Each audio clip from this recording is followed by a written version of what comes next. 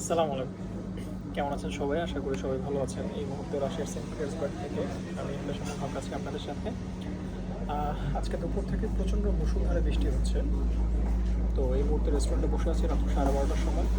তো চিন্তা করলাম যে যেহেতু বসে আছে একটা ছোট্ট ভিডিও বানাই। বর্তমানে বাজুসের মানে অনেক প্রশংসনীয় অনেকগুলি পদক্ষেপ দেখে আমার কাছে খুব ভালো লাগছে।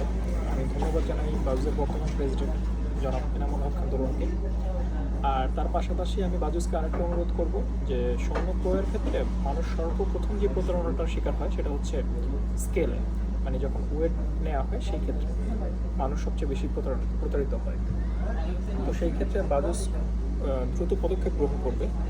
আর আপনারা যারা নিজেরা স্বর্ণ কিনছেন সেই ক্ষেত্রে আমি বলবো যে আপনারা একটু সচেতন হওয়া দরকার। সেই সচেতনতার ক্ষেত্রে আপনার জন্য সবচেয়ে প্রথম যে চ্যালেঞ্জটি সেটি হচ্ছে আপনি যখন কোনো দোকানে স্বর্ণ কিনতে যাবেন সেক্ষেত্রে অবশ্যই দেখবেন যে সেই স্বর্ণটি কী মেশিনে ওয়েট দিচ্ছে। অবশ্যই দেখবেন যে মেটলার মেশিন কিনা, কারণ মেটলার হচ্ছে সারা পৃথিবীতে একটি পরীক্ষিত মেশিন যেখানে স্বর্ণের সম্পূর্ণ সঠিক পরিমাপ পাওয়া যায়। এছাড়া অন্য কোনো মেশিনে, ইন্ডিয়ান মেশিন অথবা চাইনিজ মেশিন, এই মেশিনগুলোতে আসলে ওইভাবে করে পরিমাপ পাওয়া যায় না।